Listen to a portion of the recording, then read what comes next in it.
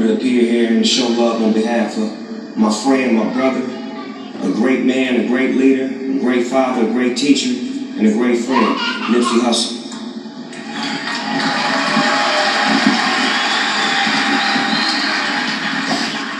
And I want to start off by showing some love to Lauren and Nipsey's children. I want to send Lauren a lot of love for being the beloved queen to our king. See, what we lose focus on is that every real black man needs a real black woman in his life.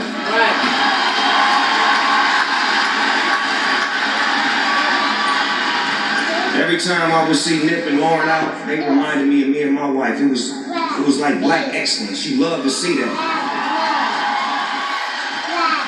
So, with that being said, Lauren, my wife, my family, my kids, we're here for you. Whatever you need, whatever you need. If you need a shoulder to cry on, if you need a hug, if you just need to get away, we're here for you. We love you, baby girl. We always have and we always will.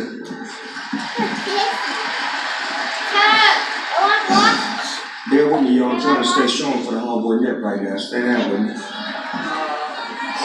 Stay down with me. I got you, cuz. I got you.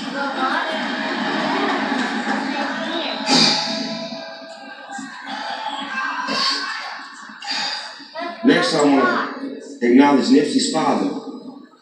See, because Nip has always benefited from having a strong man in his life. And his father clearly did a great job.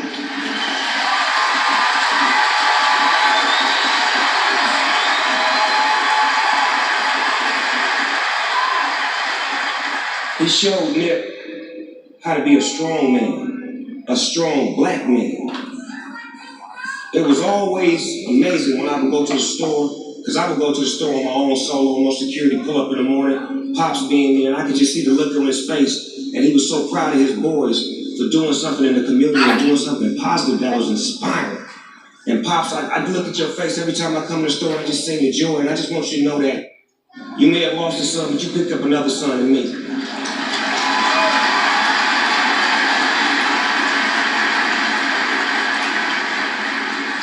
And now I gotta send a bundle of love to Nipsey's mother. Lord have mercy. What great strength that she showed. She showed a lot of great strength. She helped us out this weekend. Mother, I want to say this to you dearly without reading. When you said what you said to us, you really uplifted us. We had no understanding. We had no nothing. And you gave us what we needed. You gave us the sense and the purpose to know and understand that it was all right. You made us understand that it was all right because we did not understand it at all. We had no clarity. We was more or less concerned about you and concerned about Lauren and concerned about the family, but you made us feel good. We want to thank you for that, Mother, for being strong and giving us our strength.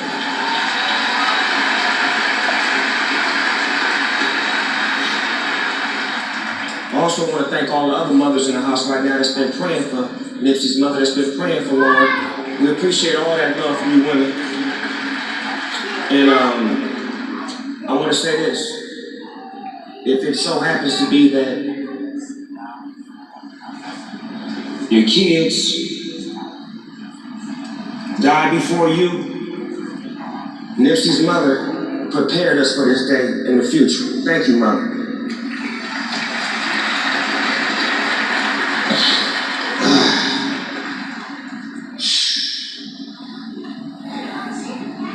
I didn't grow up with Nip. I didn't grow up with him in the neighborhood as a kid, but I watched Nip grow up in front of me. I watched him grow into a full-grown man and an incredible young businessman. I still remember the first time when he pushed up on me with his tape. Most rappers, when they push up on Snoop Dogg with a tape, this is their line. Hey, dog, listen to my music. I can make you $1 million. Nipsey's line was, hey, homie, listen to my music. Just give it a listen. That's it? No record deal? You don't want to get put on? So to me, he had vision to know and understand I don't want to be handed out nothing. I'm going to come get mine. But at the same time, looking for that clarification, looking for that confirmation. You know, just listen to it, homie. The first time I got his CD, I didn't listen to it. I told him that. I kept it 100 with him. I'm like, K-Mac gave me your CD at football practice. Cause I wasn't listening to that. I was at football practice. Then, about a week later, he gave me another CD, so I rolled up a blunt in the back seat of the car on the CD. So I opened the CD up. The homie know. Cuz know. He know the story already, so I'm just telling y'all so y'all be enlightened. So I took the CD out, and I popped the CD in, I was like, damn, cuz it's hard. So I'm like, K-Mac, cuz, the little homie's hard, cuz, let me get down with it. Long story short, we ended up connecting, we ended up making music together, we ended up making a brotherhood, we ended up creating a bond, we created something that was special. And what was crazy was, when he first started, a lot of people was like, you know, he looked like me, he this, he that, but I don't think so. I think, you know, it was the fact that he was tall, he was lanky, he had braids, he had that LA mentality, and he claimed the game, so I mean, it was natural to be categorized. But one thing that me and Nip had was a kind spirit. We had that spirit of love. Like Sam said, just magnate, like people magnate to Snoop Dogg and they magnate towards Nipsey. It's like when we met each other, it was like a magnet coming together. We had the same spirit.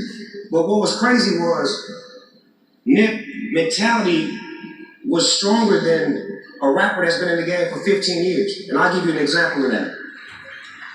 One of the first conversations me and Nipsey had, he was talking to me about it. Hey, cuz, you need to do a amusement park, cuz, doggy land, cuz. I'm like, for real? He's like, yeah, cuz, with 40-ounce roller coasters and, you know what I'm saying? Nigga, you Snoop Dogg, cuz, everybody come see you, you know what I'm saying? Yeah, come check your amusement park. I'm like, cuz, you tripping. So he kept, like, every time I would see him, he would always bring it up. He would bring it up. So, like, the 5th time he said it to me, or was it the 6th time? Yeah, the 6th time he said it to me. Let me get politically correct. Yeah, because the 6th time he said it to me, I said, Nick, why don't you just do it? I'm A, B, C, D. You didn't went off into the matrix, girl. You gotta... So with that being said, Nip ended up creating a square, and he ended up buying property, and he ended up having things like Vector 90, and he ended up doing things in the community, and he built his own doggy land. He built his own world. He built his own thing that people from around the world is starting to come to, take pictures of, stand in front of, immortalize this man. The things that he wanted for me, he did for himself. But he had vision for me that I didn't even have for myself. So I want to thank you, mother and father, for bringing Nipsey into this world, for giving us Nipsey. I thank y'all for that.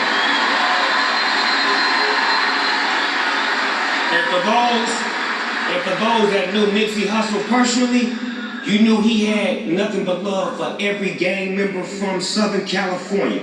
I don't care what neighborhood you was from. One conversation that me and Nip had once upon a time was, cuz, you know the...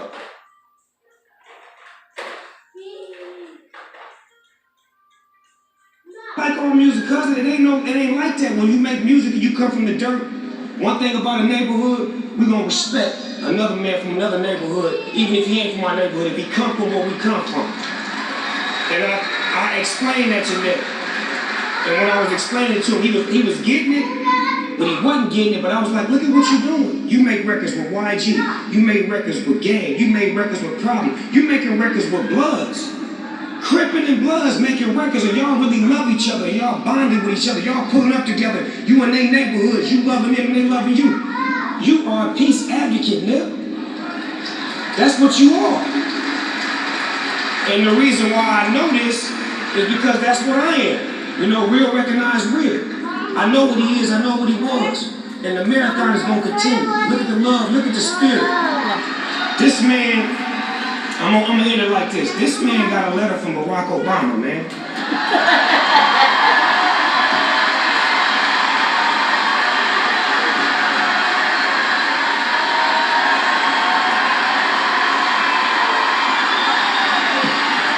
My last words will be, for God so loved the world that he gave us a good crib. All right, man. the late great neighborhood nip. Rest in peace, girl. That's right, Snoop. Snoop was over there. Please welcome